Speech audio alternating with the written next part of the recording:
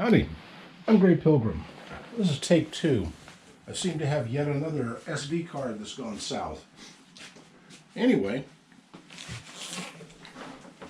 2 things I wanted to talk about. One, well, you know, I do gun videos. Come here, let me rearrange this a little bit. Yeah, that's about right. Okay. Here's a gun. This happens to be a high standard HD military. It has a big bull barrel on it. These were issued in World War II to a lot of guys in boot camp. And the reason behind that was simple. Excuse me, we've got allergy creating crud out there today.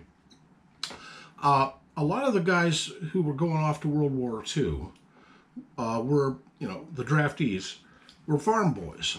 And those guys already knew how to hunt, they knew how to clean a gun, they knew how to shoot a gun.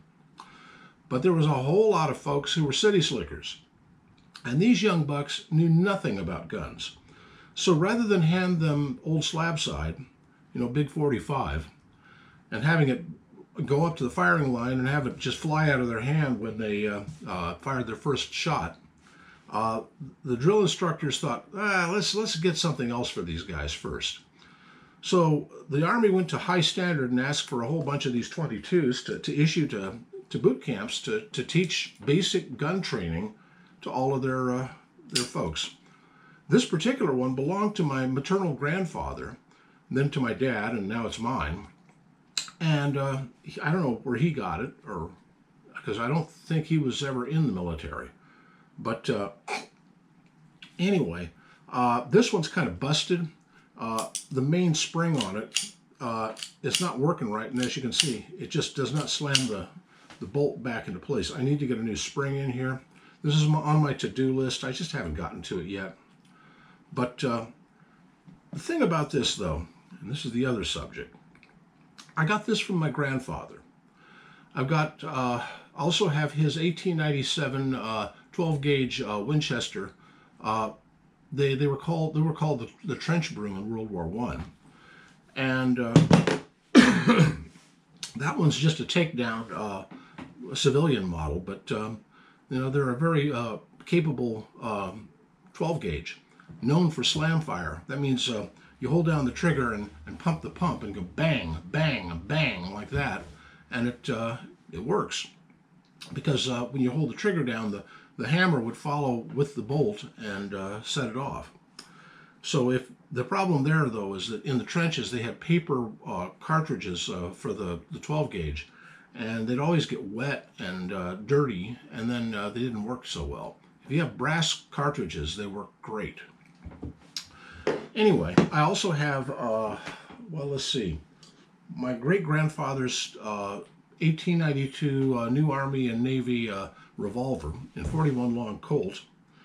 He bought that in Kansas City. I got the Colt letter on it, and from it I learned that it was sold to Hartley and Graham in New York. Well, Hartley and Graham was a big distributor of firearms and sporting goods all over the West. And from there I traced it to the shop, and it was a hardware store in Kansas City that had it. That's where my great-grandfather bought it.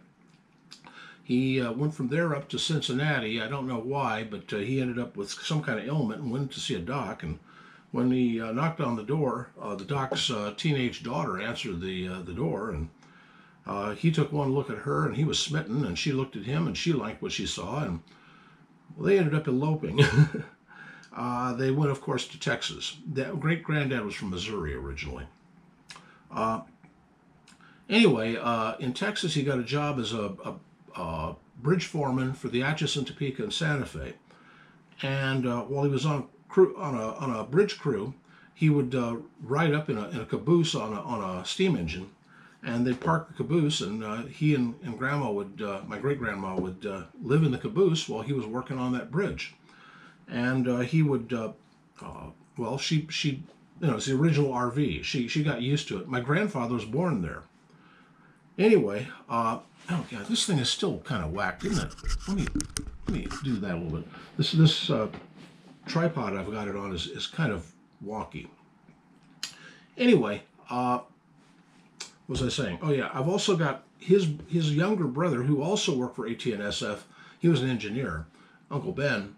I have his books from World War I boot camp, and he was issued in 1917 Enfield, and I rebuilt a sporterized Enfield right down to regular military specs to honor him, because I wanted to put it and the books together. Well, the books are over there in the cabinet, and it's up there on the wall at the moment. Also, I have my great-grandfather's Craig Jorgensen from the Spanish-American War. It's on the wall up behind me here. Also went down to my grandfather, and then from there went to my father, and then from there to me. Anyway, and that's what I wanted to talk about.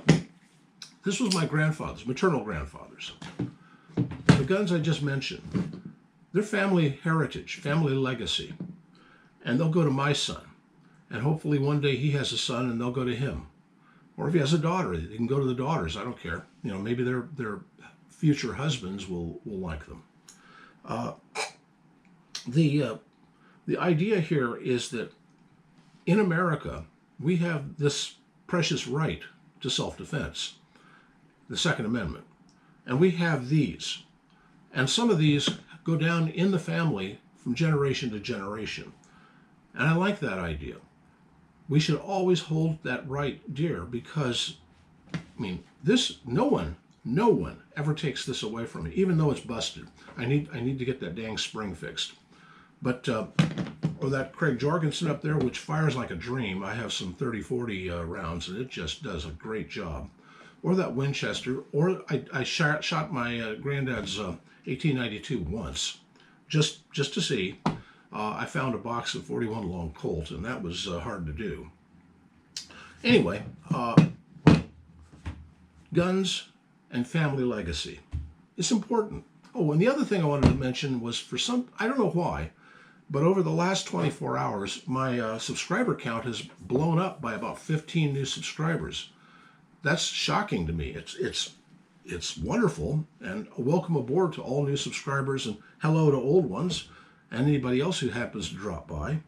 But I'm no influencer, I'm no nothing. I'm just an old dumb hillbilly who likes to make videos, mostly about funny guns I collect. And I do a lot of that. I'm sort of obsessed by the concept. But, you know, each of us has to have something. And that's me. I collect guns.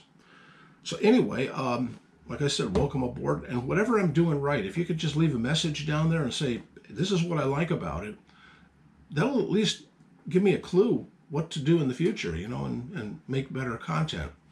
You know, I don't plan on being a super influencer or anything at all.